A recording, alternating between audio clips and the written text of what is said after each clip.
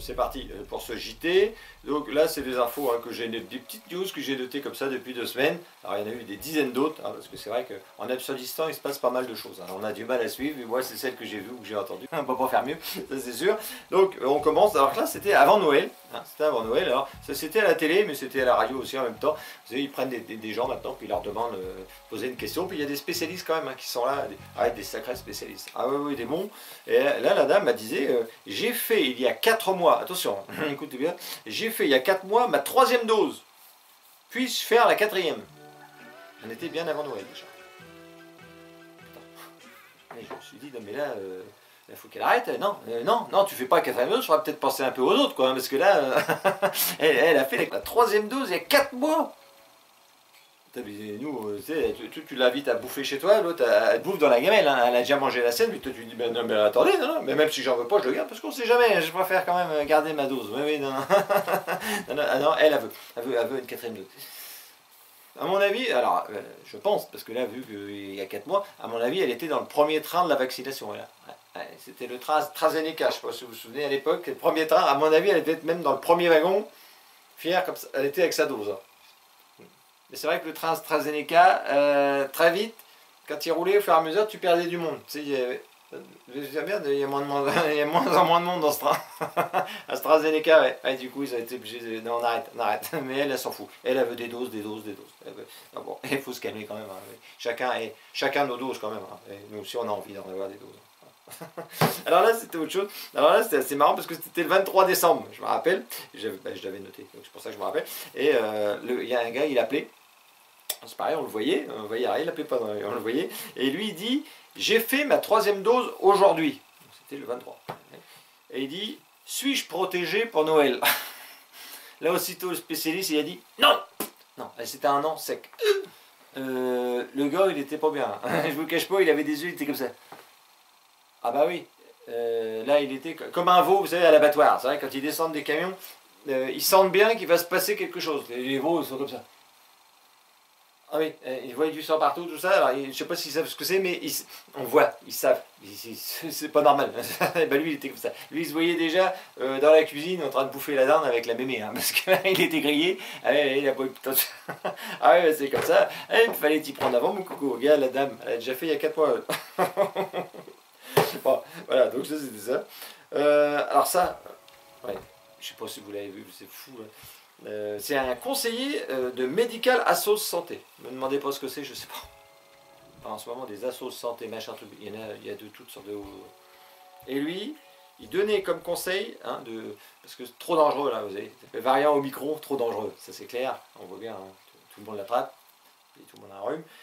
Et donc lui, il avait déjà des idées, et il proposait, écoutez bien, de reporter le repas du 31 décembre. Ouais. Tu fais écoutez bien, c'est... Il faut être extrêmement prudent, avoir fait un test juste avant le réveillon, ou même éventuellement reporter le réveillon. Voilà, vous avez vu, et c'était une bonne idée, donc peut-être le faire en mois de janvier, ou alors le Castex avait dit 31 janvier, c'est lui, c'est même plus ce qu'il dit, donc il a proposé 31 janvier, mais il parlait du 31 décembre. Ouais, bah, vous savez, quand vous êtes comme ça, ça nous étonne même plus. Voilà. Donc c'était une bonne idée, pourquoi pas, je ne sais pas si vous l'avez fait. Alors après, bon là c'est un petit peu comme ça pêle-mêle, alors là c'était dans le Loir-et-Cher, et là dans le Loir-et-Cher, la musique amplifiée interdite dans les bars et restaurants. Ouais.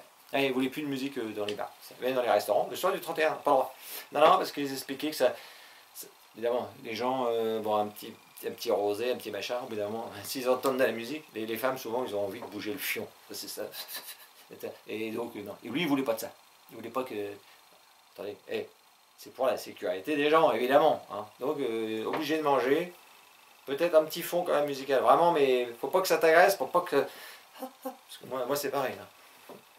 Moi, si jamais je suis sur ma chaise, je commence à faire ça, puis je peux partir. Et donc, j'ai trouvé que c'était pas mal. Alors, tout ce que je vais vous dire, j'en le redis à chaque fois, mais je vais mettre les liens parce que il y a des trucs, c'est pareil fou. Là, c'est dans la préfecture du Cher. Écoutez bien, il y avait tout un règlement, toute une tartite, et là il y avait une ligne, c'était marqué « Interdiction de l'utilisation et le transport d'acide dans l'espace public et les lieux de rassemblement ». Pour le 31 décembre, uniquement. Si vous aviez eu l'idée de vous balader avec un petit peu d'acide le soir du 31 pour vous amuser ou pour je sais pas quoi, je sais pas qu'est-ce qu'on peut faire avec ça, je sais pas. C'était interdit. n'avez pas le droit. Donc je pense que les gens ils se sont dit, ah merde, on n'a pas le droit. Non, je pense que quand tu te balades de l'acide, c'est marqué dans le règlement. Alors là, c'est dans les Alpes-Maritimes. Hein. Interdiction de déambuler avec de la nourriture sur la voie publique. C'est-à-dire, si tu avais l'idée de t'acheter un petit casse-croûte, 31 décembre, mettons, toi le foie gras, tout ça, tu sais que tu vas pas pouvoir, donc il y en a peut-être quelques-uns, ils disent, tiens, ce soir, on se fait un petit McDo, un petit casse-croûte, genre. Interdiction. Alors peut-être tu peux le manger, mais assis. Mais si tu déambulais, tu vois, dans les rues, avec ton casse-croûte, ça non. Alors ça, c'est dangereux. Bah, remarquez, oui, c'est vrai que c'est quand même... C'est dangereux, et il a raison. Ah ouais, ça j'aime bien. Alors ça aussi, je vais vous faire voir la vidéo.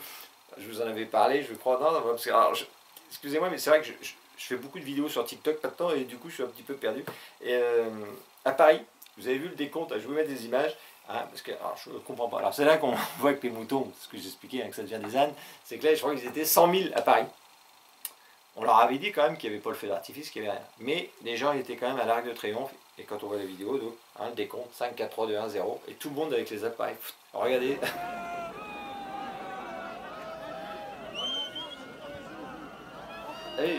C'est une folie, quoi. Franchement. Et les gens ont attendu, quoi. Et donc, en plus, alors, pas le droit d'habitude, ils ont quand même une petite bouteille de champagne, tout ça. Là, il y avait rien, on n'avait pas le droit de se rassembler. Donc, il y a eu quand même, du coup, alors le chiffre exact, je l'ai, mais je ne sais pas s'il est vraiment exact, 879 verbalisations pour non-port du masque. Les gens ont voulu venir quand même. Donc, j'avais entendu qu'ils avaient dit qu'ils feraient. Et aussi, il y a eu 600 verbalisations, je crois, pour regroupement. Ah bah ils étaient 100 000. Ne me dis pas que tu n'étais pas regroupé. Ah bah les gendarmes, tout ça, ça se fait plaisir. Ils se font plaisir. Et là, ils se font plaisir. On voit le niveau. Hein. Police ou gendarme, on voit. Alors, là, depuis la pandémie, on avait des doutes quand même avant. Mais là, on n'a plus de doutes hein, depuis la pandémie. Alors, c'est pareil, c'était dans le règlement, parce qu'à Paris, alors le Covid, hein, c'est tellement dangereux qu'ils ont fait un port du masque obligatoire. Et dans le règlement, hein, port du masque obligatoire, donc port du masque obligatoire à Paris, à l'exclusion, marqué, du bois de Boulogne et du bois de Vincennes. Ne me demandez pas pourquoi, je sais pas. Je sais pas, il y a des choses que tu peux pas faire avec un masque en bois de Boulogne, mais je sais pas. Moi, je peux pas répondre à ça. Et c'est dans le règlement. Et pour ceux qui ne croient pas, si vous ne croyez pas, hein, c'est dans le... Vous mettez les liens. Alors, ah ouais, alors ça c'était avant les fêtes de Noël, je crois. Ça avait fait un petit peu de bruit, je pense. C'était à Châteaubriand. Hein, les gendarmes, ils ont contrôlé donc, le pass sanitaire dans un cinéma pendant le film. Quand le film était déjà bien commencé, et eux d'un seul coup ils sont arrivés, ils ont allumé les lumières et eux, contrôle le pass sanitaire. Et les mecs armés. Hein. Les gens ils se sont dit, c'est vrai, les gens n'étaient pas rassurés, il y avait des gamins, tout ça, ils n'étaient pas trop rassurés, comme des gamins, tout l'autre. En plus, ils font quand même les durs. Hein. Alors, imagine, je ne sais pas ce qu'ils regardaient comme film, parce que c'est là que tu regardais un film, et qu'il y avait des gendarmes dans le film, puis d'un seul coup, la lumière qui s'allume, les gendarmes, tu te dis, putain, je suis dans le film. Merde. Pour vous dire à quel point, à quel niveau on est. Donc bon, Castex, hein, donc, dans le train, hein, interdit de manger et de boire, vous avez vu, ça c'est pareil, trop dangereux, interdiction de boire. Et donc, en fait, ils ont été obligés d'assouplir, et ils ont assoupli hein, pour les jeunes enfants et les personnes fragiles. Et parce que les gens se sont plaints, les gens expliquent tout le temps, ça c'est sûr. Ils ont quand même eu l'idée de se dire, on va empêcher les gens de boire, interdiction. Ah oui, non, on est... Et... Du coup, il y a Jean-Baptiste Djebari. Djebari, ouais, son nom... alors Jean-Baptiste, par contre, son prénom plairait à Zemmour, hein, ça c'est clair. Et lui, il a fait une petite vidéo pour vous expliquer qu'en fait, bon, allez, on va modifier un peu. Vous aurez le droit quand même de manger, mais rapidement. Regardez son explication.